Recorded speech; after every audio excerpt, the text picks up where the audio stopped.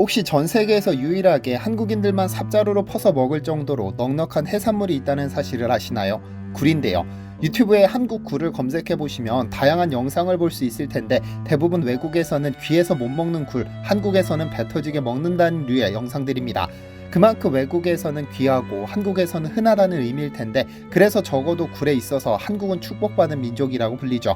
저는 소위 해산물 변태라고 불릴 정도로 해산물 없이는 못 사는 사람인데 겨울이 가까워지면 마트에 가서 생굴 한 봉지 사서 초고추장에 찍어서 한 끼 식사로 대용하기도 하고 주말에는 석화 한 망 주문해서 소주 안주로 즐기기도 합니다. 그리고 겨울이 되면 굴국밥에 굴보쌈, 굴전, 굴밥은 물론 김장에도 넉넉히 부어 그 비릿한 맛을 즐기고는 합니다.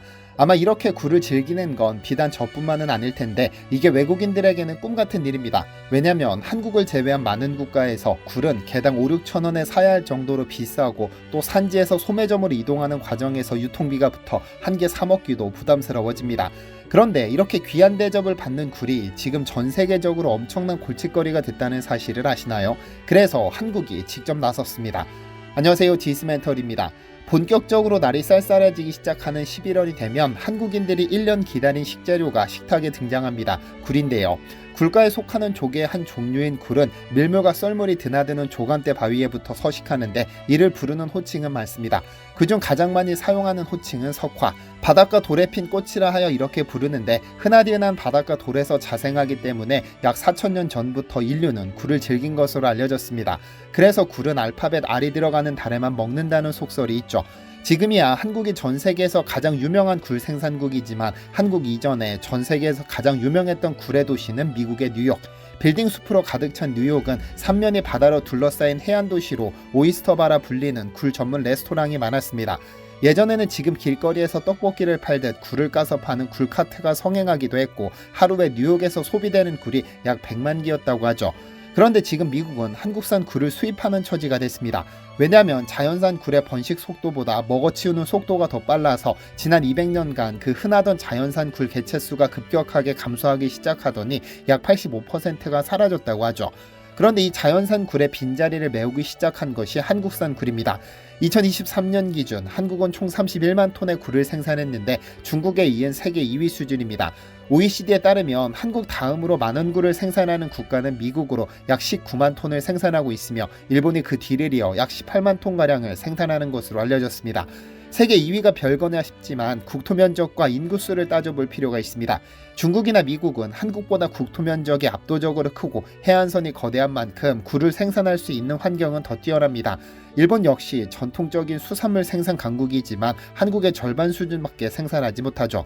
인구수로 보자면 한국은 1인당 압도적인 세계 최대 생산국인 겁니다. 생산량이 많으면 가격은 당연히 내려가기 마련. 한국의 굴 가격은 외국에서는 상상도 할 수 없을 정도로 저렴해 과장해서 삽으로 퍼먹어도 아무도 이상하게 쳐다보지 않는데 굴 생산량이 폭발적으로 증가할 수 있었던 것은 갯벌 덕분입니다. 잠시 언급했듯 굴은 밀물과 썰물이 반복되는 조간대 바위에부터 자생하는데 이들의 영양소는 바닷물을 떠다니는 갯벌의 미생물입니다. 하루 약 7리터의 물을 빨아들였다가 내뿜기를 반복하며 성장하는데 갯벌에 미생물이 많을수록 굴의 맛은 좋아집니다. 그리고 한국은 전 세계에서 가장 굴곡이 심하고 파도가 잔잔해 굴이 자라기에 천혜의 환경을 갖추고 있죠. 1980년대 한국은 일본을 제치고 세계 1위 생산국에 올랐다가 중국에 2위를 내준 후 계속 유지 중인데 중국은 굴을 많이 생산할 뿐 즐기지 않아 수출만 해왔는데 이제 조금씩 굴 특유의 비린맛에 익숙해진 중국도 한국산 생굴을 수입하고 있는 실정입니다. 덕분에 2023년 기준 한국은 31만 톤의 굴을 생산해 1만 톤가량을 수출해 8,600만 달러, 하나로 약 1,200억 원을 벌어들였죠.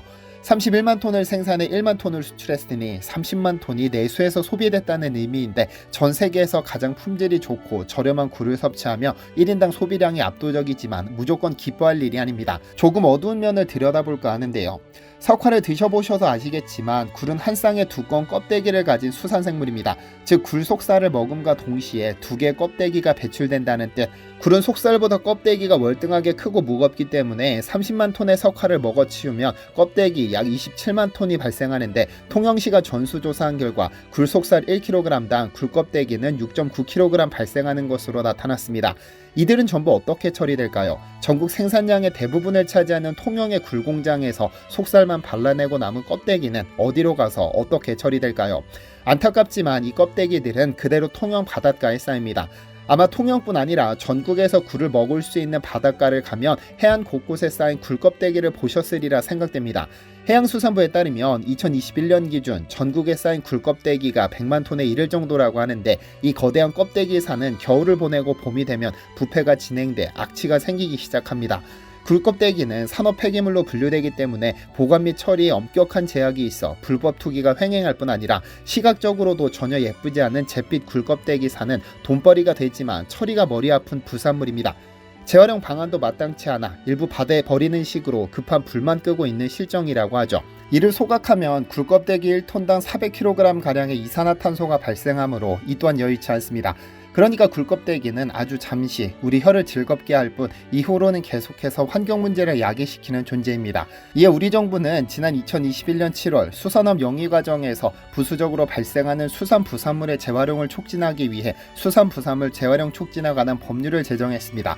그간 굴껍데기를 포함한 바지락, 전복, 키조개, 홍합, 꼬막 등의 껍데기는 폐기물관리법에 따라 사업장 폐기물로 분류해 비료나 사료, 매립지 성토재, 건축자재 원재료 등으로만 재활용했었으나 이제 수산부산물에 대한 보관과 운반, 처리 등에 관한 규제를 대폭 완화시켰습니다. 가령 기능성 식품, 의약품, 화장품, 석회석 대체제 등으로 재활용할 수 있게 되는 겁니다. 다행히 전 세계에서 1인당 가장 많은 굴을 생산하는 한국은 이 분야에서 모범적인 사업을 펼쳐오고 있습니다. 대표적으로 국내에서 가장 많은 굴을 생산하는 통영시는 한국 남동발전 및 굴수협과 협력해 굴 껍데기를 이용해 배연 탈황흡수제를 만들어 삼천포 발전본부에 공급하기로 했습니다. 굴 껍데기는 석회 성분으로 이루어져 있는데 이 성분이 황산화물을 걸러내는 배연 탈황흡수제 원료로 사용되고 있어 통영시와 한국 남동발전은 흡수제를 전문으로 생산하는 시설을 지어 가동하고 있죠. 이 흡수제는 삼천포 발전본부에 공급해 화력발전 시 발생하는 배기가스 속 황산화물을 제거하게 되는데요. 뿐만 아니라 제철소도 굴껍데기의 재활용에 나섰습니다. 현대제철 및 포스코 등의 철강업체는 굴껍데기를 제철 부원료로 재탄생시키고 있습니다. 제철소에서는 쇳물을 만들기 위해 철광석을 가져와 그대로 용광로에 투입하지 않고 용광로에 넣기 좋은 크기로 만드는 소결 공정을 거칩니다. 이 과정에서 소결광의 형태를 잡고 성분을 조절할 목적으로 석회석을 투입하는데, 석회석과 유사한 성분을 가진 굴껍데기로 석회석을 대체해 활용 범위를 극대화시키는 것이죠. 현재 전국에 쌓인 약 100만 톤의 굴껍데기를 전부 제철 공정에 투입하면 소나무 약 3억 그루를 심는 것과 유사한 효과를 거둘 수 있다고 하죠. 그런데 굴껍데기는 우리 뼈와 치아, 혈액에 분포한 탄산칼슘을 95% 함유한 칼슘 덩어리입니다. 그렇다면 탄산칼슘은 공업용으로만 쓸 수 있을까요? 그건 아닙니다. 굴껍데기에서 95%의 고순도 탄산칼슘을 추출해내면 인간이 섭취할 수 있게 되는데, 칼슘은 사실 우리 인간의 생명 유지에 없어서는 안 될 필수 영양소입니다. 우리 몸에서 저절로 생산되지 않기 때문에 외부로부터 섭취해야 하는데, 정상 성인의 경우 하루 700mg 이상, 청소년은 900mg가량을 권장하며 임산부나 수유부는 1100mg, 골다공증이 있거나 폐경 전후에는 1500mg 정도를 권장하죠. 그래서 어릴 때부터 우유를 마시거나 멸치를 먹어야 한다고 배웠던 것인데 전부 칼슘 섭취를 유도하기 위함이었습니다. 그렇다면 칼슘은 우리 몸에서 어떤 역할을 할까요? 보통 칼슘은 우리 체중의 약 1.5%를 구성하고 있는데 99%가 뼈와 치아를 구성하고 나머지 1%는 세포와 혈액에 머물러 있습니다. 하지만 우리 인체가 진짜 신기한 것은 고작 1%에 불과한 세포와 혈액 속 칼슘이 부족해지면 우리 몸은 알아서 뼈로부터 칼슘을 가져와 이 비율을 유지시키죠. 그리고 세포와 혈액이 뼈로부터 칼슘을 가져오면 우리 몸에는 병이 생기는데 뼈에 구멍이 슝슝 뚫려 골다공증을 유발합니다. 그런데 골다공증보다 더 심각한 질병을 유발하는 것이 칼슘인데요. 지난 2010년 7월 1일 KBS 생로병사의 비밀은 혈액 속 칼슘 농도가 낮아지면 마비 증상이 일어나는지를 실험했습니다. 쥐의 심장 근육을 떼어낸 후 쥐의 심장에 칼슘이 함유된 용액을 주입했더니 심장이 계속해서 뛰었지만 칼슘이 전혀 들어있지 않은 용액을 주입했더니 심장이 멈춰버렸죠. 전자현미경으로 확인해보니 칼슘 용액이 주입될 때 세포는 활발하게 수축 이완 운동을 하지만 칼슘이 없는 용액에서는 세포가 움직이지 않았습니다. 심장은 우리 생명의 시작과 끝입니다. 밤에 모든 장기가 잠을 자도 유일하게 심장만은 계속 살아 숨쉽니다. 심장은 우리가 태어날 때 뛰기 시작해 죽을 때까지 단 1초도 쉬지 않고 끊임없이 수축과 이완 운동을 해서 생명을 유지하는데 칼슘이 그 촉매 역할을 하는 겁니다. 칼슘이 심근육 세포로 들어가면 수축작용이 일어나고 칼슘이 세포 밖으로 빠져나가면 이완작용을 하죠. 만약 세포 속에 칼슘이 공급되지 않으면 근육 운동은 더 이상 일어나지 않는, 즉 심정지가 오는 겁니다. 그래서 칼슘은 필수 영양소를 넘어 절대 영양소로 불리는 것이고, 그래서 몸속 세포에 칼슘이 부족해지면 우리 뇌가 칼슘을 채우도록 명령해 가장 많은 칼슘을 가진 뼈에서 가져와 채우는 것이죠. 그런데 아마 제 영상을 시청하시는 분들 중에는 의사나 약사분들이 나오셔서 외국 칼슘 논문 발표를 인용해 칼슘 절대 섭취하지 마라 또는 칼슘 과다 섭취는 위험하다류의 영상을 보신 적이 있을 겁니다. 최근 1, 2년 사이에 한국에서 이런 영상이 많아졌는데 그 영상들이 인용한 논문이 있습니다. 뉴트리언츠라는 학술지에 2022년 게재된 바로 이 논문인데요. 이 연구는 한국 연구진이 수행한 연구로 45세 이상 칼슘제를 복용한 8천여 명과 복용하지 않은 8만 2천여 명을 8에서 10년간 추적한 결과 칼슘을 섭취한 그룹에서 급성 심근경색 위험은 14%, 허혈성 뇌졸중 위험은 12%, 사망 위험은 40% 더 커졌다고 발표했습니다. 외국 학술지에 발표된 논문인데다 이를 국내 언론이 받았으면서 칼슘을 섭취하는 것 위험한 일이라는 인식이 박혀버린 것인데, 저 논문에는 큰 오류로 볼 수 있는 한계점이 있습니다. 이는 논문 저자들도 인정하고 있는 내용들인데, 첫째로 의료보험 청구 데이터베이스를 기반으로 했기 때문에 의사가 처방한 고함량 칼슘 보충제로 한정되어 있고, 둘째, 칼슘 및 비타민 D 보충제의 용량을 알 수 없었으며, 셋째, 의사의 처방 없이 칼슘 보충제를 추가로 섭취했는지도 확인하지 못했죠.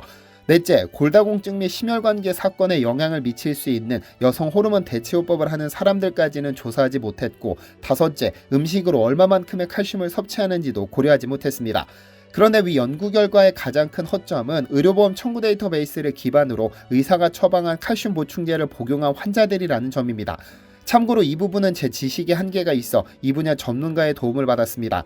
보통 의사가 칼슘 보충제를 처방하는 대상은 심각한 골다공증 환자나 스테로이드 또는 호르몬 처방 때문에 골밀도가 급격하게 나빠진 환자들, 즉 뼈에 구멍이 흉흉 뚫린 환자들일 가능성이 높습니다. 감기로 내원한 환자에게 칼슘 보충제를 처방하지는 않을 테니까요. 그런데 이렇게 고함량의 칼슘 보충제를 처방받은 환자들은 이미 혈액 속에 칼슘이 넘쳐나고 있을 가능성이 다분합니다. 위 생로병사의 비밀에서 우리 심장은 칼슘이 없으면 뛰지 않는다는 사실과 우리 몸은 혈액과 세포 속에 칼슘이 부족해지면 가장 많은 칼슘을 가지고 있는 뼈로부터 칼슘을 뺏어온다는 사실을 확인했습니다. 그리고 세포와 혈액이 뼈에서 칼슘을 가져가 버리면 뼈에 구멍이 슝슝 생기는 골다공증이 생긴다는 사실도 확인했죠. 이런 현상, 즉 우리 몸의 기둥인 뼈에는 칼슘이 부족하지만 혈액과 세포 속에는 칼슘이 넘쳐나는 현상을 칼슘 패러독스라고 합니다. 이를 최초로 발견한 이는 일본의 후지타 타쿠 박사인데, 그는 혈액 속 칼슘이 8.5mg/dL 아래로 내려가면 뼈를 녹여 칼슘을 혈액으로 내보낸다. 뼈에서 칼슘이 녹아내리면 골다공증이 발생하지만 뼈를 녹여 혈액 속으로 이동한 칼슘은 세포로 들어가게 된다. 문제는 섭취를 통해 보충한 칼슘은 세포 내외를 출입할 수 있지만 뼈에서 가져간 칼슘은 세포로 들어가되 세포 밖으로 빠져나오지 못하고 갇혀버린다. 결국 세포에 칼슘이 가득 차 세포는 터져 죽게 되며, 이것이 뇌세포에서 일어나면 뇌에 문제가 생기고 신경세포에서 일어나면 신경에 문제가 생긴다. 결과적으로 칼슘의 섭취 부족은 아무 관계가 없는 많은 건강 문제의 원인이 된다며 칼슘을 식품 영양학의 으뜸 영양소로 꼽았죠. 그러니까 위 연구에서 고함량 칼슘을 처방받은 환자들은 칼슘을 섭취해 혈중 칼슘 농도가 높아진 것이 아니라 뼈에서 강제로 녹여서 가져간 유리칼슘이 혈중에 넘치는 칼슘 패러독스에 빠진 환자들의 가능성이 다분하다는 겁니다. 칼슘의 종류는 크게 두 가지가 있습니다. 하나는 입으로 섭취하는 칼슘, 식이칼슘이 있고, 또 하나는 뼈에서 빼낸 칼슘, 유리칼슘입니다. 식이칼슘은 쉽게 말하면 내가 일해서 번 돈이고, 유리칼슘은 사채업자에게 빌린 돈이라고 생각하면 편합니다. 식이칼슘은 적당히 먹고 적당히 쓰고 적당히 배설되어 몸에 축적되지 않습니다만, 유리칼슘은 적당히가 없습니다. 혈액에 필요한 만큼만 뼈에서 가져와야 하는데 꼭 필요 이상으로 가져옵니다. 그리고 뼈에서 가져온 칼슘은 세포로 들어가기는 하지만 다시 빠져나오지는 못합니다. 과하게 가져갔다가 빠져나오지 못하니 혈중 칼슘 농도가 높아지는 악순환에 빠집니다. 이렇게 석회석으로도 불리는 칼슘이 심혈관에 쌓이면, 뇌혈관에 쌓이면 위 연구 결과가 밝히는 심근경색, 뇌졸중, 사망 위험이 당연히 높아지지 않을까요? 그럼 위에서 설명드린 내용을 가지고 다시 한번 위 기사를 읽어보시길 추천드립니다. 아무런 주변 정보도 제공하지 않고 단순히 칼슘을 많이 먹으면 안 된다고 기사를 쓰는 것이 얼마나 위험한 것인지 이해되셨기를 바랍니다. 1991년 노벨 의학상 후보로 노미네이트된 미국의 조엘 웰렉 박사는 세상에 충격적인 실험 결과를 발표했습니다. 미국에서 자연사 한 3,000명을 부검해 그 결과를 공유한 것인데 그는 147가지 질병의 원인이 칼슘 부족이었다는 충격적인 사실을 발표했습니다. 그리고 자세한 연구 결과를 저서 죽은 의사는 거짓말을 하지 않는다에 담았죠. 칼슘이 부족하게 되면 신경 신호 전달 체계가 파괴되며 골다공증을 포함한 147가지 질병이 발생할 수 있다는 의미. 그러니까 칼슘은 뼈에만 영향을 주는 것이 아니고 혈액 중의 칼슘은 인간 몸속에 60조 개의 세포에 관여하게 되는 절대 영양소인 겁니다. 그러니까 우리 몸이 제대로 작동하기 위해서는 미리미리 칼슘을 섭취해야 하는 것이고 뼈에서 칼슘을 빼앗아 가기 전에 미리 보충해 두어야 하는 겁니다. 칼슘에 대한 정보는 여기에서 마무리하고 이제 골다공증 발생 위험 감소에 도움을 주는 나노칼슘에 대한 제품을 소개할 예정이니 광고를 원치 않으시는 분은 여기에서 나가셔도 좋습니다. 제품을 소개해드리기 전에 한 가지 말씀드리고 싶은 것이 있습니다. 제 채널에서는 주기적으로 중소기업의 훌륭한 제품을 소개해드리면서 저렴하게 구매하실 수 있도록 공동구매 행사를 진행하고 있습니다. 그런데 이것이 어쨌든 광고의 범주에 포함되기 때문에 일부 시청자분들이 왜 싸구려 중소기업 제품을 파냐며 불편해하시는 분들이 계십니다. 그런데 이 부분을 꼭 알아주셨으면 좋겠습니다. 제 채널에는 이름을 밝힐 수 없지만 이름만 대면 알 수 있는 대기업 제품들도 상당히 많은 공구 제안이 들어옵니다. 다만 저는 제 채널 구독자분들께도 도움이 되고 우리나라에도 도움이 됐으면 좋겠다는 기본 원칙으로 채널을 운영하는데 혹시 이 사실을 알고 계시나요? 작년 8월 중소벤처기업부가 발표한 2021년 기준 중소기업 및 소상공인 기본 통계에는 충격적인 내용이 담겼습니다. 우리나라 전체 기업의 99.9%가 중소기업이며 전체 기업 종사자 수의 81%가 중소기업에 다니고 있다는 내용입니다. 여러분 주위에서 회사에 다니는 10명 중 8명이 중소기업을 다닌다는 의미입니다. 그런데 기업 전체 매출액의 53%가 0.1%에 불과한 중견 및 대기업에서 발생한다는 사실도 알고 계시나요? 저는 이것이 불공정하거나 불공평하다 또는 대기업은 망해야 한다는 의미로 말씀드리는 것이 아닙니다. 중소기업 중에는 지난번 소개드렸던 키토라이프처럼 충분히 경쟁력 있는 제품을 만들지만 대기업의 마케팅 비용을 따라가지 못해 시장에서 사라질 위기에 놓인 제품들이 상당히 많습니다. 그래서 저는 저런 훌륭한 제품들이 단지 마케팅에 밀려 사라지는 위기를 막고 우리나라 중소기업이 조금 더 잘 됐으면 하는 마음으로 공동구매 행사를 진행하는 겁니다. 대기업이야 저보다 뛰어난 마케팅 전문가들이 있으니까요. 제가 그간 진행했던 백진삼이나 아이존, 대마종자유, 거고일, 큐라파골드 등등 공동구매를 진행한 모든 제품은 중소기업이 생산한 제품입니다. 제 채널 구독자분들께는 좋은 제품을 저렴하게 구매하실 수 있는 기회가 되고 중소기업은 제 채널 광고를 통해 시장에서 사라질 위기에서 벗어날 수 있으니 제 채널의 입장에서는 소중한 기회입니다. 물론 이 과정에서 발생한 제 채널 광고비의 일부는 연말에 디시멘터리 구독자 이름으로 사회로 환원하고 있기도 합니다. 그리고 저는 제품을 판매하기 위해 영상을 제작하기는 하지만 그 안에 건강정보나 필요한 정보를 꼭 제대로 전달하기 위해 논문을 읽고 책을 읽고 신문을 읽고 전문가의 조언을 받습니다. 그러니 TV 광고에 등장하지 않는 중소기업의 제품이라고 너무 얕보지 않으셨으면 좋겠고 디시멘터리가 소개한다고 무조건 구매하지도 마시고 정보는 쏙쏙 얻어가시되 꼭 필요하다 싶은 제품들만 구매하시면 됩니다. 선택은 여러분의 몫이니까요. 오늘 영상을 통해서 칼슘이 얼마나 중요한지 얼마나 잘못된 정보가 떠도는지 알게 되셨을 텐데 제가 소개해드리는 제품은 굴껍데기에서 탄산칼슘을 추출한 나노칼슘입니다. 아마 제 채널을 꾸준히 시청하시는 분들은 세계 유일, 세계 최초의 건식 나노분쇄기가 경북 포항에 있다는 사실을 잘 알고 계실 겁니다. 에이펙셀이라는 기업인데요. 에이펙셀이 생산하는 한국 칼슘왕 제품은 크게 3가지 정도 특징이 있습니다. 첫째, 탄산칼슘 덩어리인 굴껍데기를 나노분쇄해 만든 전 세계 최초의 식품인데 보통 자연 원료인 굴껍데기에서 탄산칼슘을 추출하기 위해 염산을 이용해 녹입니다. 하지만 아무리 안전하다고 하더라도 염산이 사용됐다는 점이 꽤 두려울 수밖에 없는데 한국 칼슘왕은 염산이 아니라 굴껍데기 고유의 성분이 손실되지 않도록 나노분쇄기로 굴껍데기를 분쇄해 인체 흡수율과 생체 이용률을 극대화시켰습니다. 둘째, 세계 최초로 나노 크기로 만든 칼슘인 만큼 인체 흡수율과 생체 이용률이 극대화됐습니다. 지난 2017년 식약처는 칼슘과 관련해 건강기능식품 기능성 평가 가이드를 발간했습니다. 식약처는 일반적으로 칼슘은 체내 이용률이 높지 않은 영양소로서 흡수율이 최대 60%를 넘지 않으며 보통 성인의 경우 25에서 30%로 평가되고 있다며 칼슘의 체내 이용률을 높이기 위한 여러 가지 방안이 강구되고 있는데 그중 칼슘 흡수에 도움을 주는 건강기능식품을 통해서 효과를 얻을 수 있다고 안내했습니다. 보통 건강기능식품에서 흡수율이라는 용어로 마케팅하는 경우가 있는데 우리가 진짜로 중요하게 생각해야 하는 것은 체내 이용률, 즉 생체 이용률입니다. 우유나 멸치 등을 통해 칼슘을 외부로부터 섭취하면 소장 내 육모가 이를 흡수하는데 얼마나 흡수했느냐를 흡수율이라 하고, 이 흡수된 것을 우리 뼈와 세포가 얼마나 이용하느냐는 생체 이용률입니다. 칼슘 한 트럭을 들이부어도 뼈와 세포가 그것을 이용하지 않으면 칼슘의 섭취 이유가 없어지죠. 그래서 한국 칼슘왕이든 어떤 칼슘 제품이든 흡수율이 아닌 흡수된 칼슘을 뼈와 세포가 얼마나 이용하느냐, 즉 얼마나 생체 이용률이 높아 실제 뼈의 밀도를 높여주느냐로 따져봐야 합니다. 한국 칼슘왕의 경우 세계 최초로 머리카락보다 1000배 이상 작은 나노 크기로 분쇄했기 때문에 까다롭기로 소문난 식약처가 세계 최초와 모방 불가능이라는 문구와 함께 골다공증 발생 위험 감소에 도움을 줌이라는 문구도 사용하도록 허락해줬죠. 셋째, 칼슘을 메인으로 하되 산화 마그네슘과 비타민 D를 함께 배합했습니다. 칼슘은 칼슘을 섭취하는 것도 중요하지만 칼슘을 흡수시키기 위해서는 반드시 비타민 D를 섭취해 주어야 합니다. 왜냐하면 비타민 D는 칼슘이 흡수되는 역할을 하며 칼슘을 뼈와 치아에 원활하게 공급될 수 있도록 도와주니까요. 마그네슘은 칼슘의 흡수를 돕는 비타민 D의 활성도를 극대화시킬 뿐 아니라 흡수된 칼슘의 체내 흡수율을 높여줍니다. 또한 칼슘과 마그네슘은 서로 경쟁 관계에 있어 칼슘 섭취가 늘수록 마그네슘 결핍이 생길 수 있으므로 반드시 함께 섭취해 주어야 합니다. 그래서 한국 칼슘왕은 나노 크기로 분쇄해 생체 이용률을 극대화시킴과 동시에 마그네슘과 비타민 D를 배합해 칼슘이 원활하게 공급되도록 했죠. 뿐만 아니라 현재 진행 중인 관절 연골 튼튼, 혈행 개선 케어, 에이펙셀 키토산 등에도 전부 칼슘을 배합시켰는데, 위에서 언급했듯 칼슘은 뼈에만 도움을 주는 것이 아니라 인체 내 모든 조직과 장기들이 원활하게 활동하기 위해서는 영양소를 공급하는 혈관이 튼튼해야 하는데, 이 혈관 근육의 활동에 칼슘이 반드시 필요하기 때문입니다. 이제 이틀 남은 행사 기간에는 6개월분을 구매하시면 8만원의 골다공증 검사비를 지원해드립니다.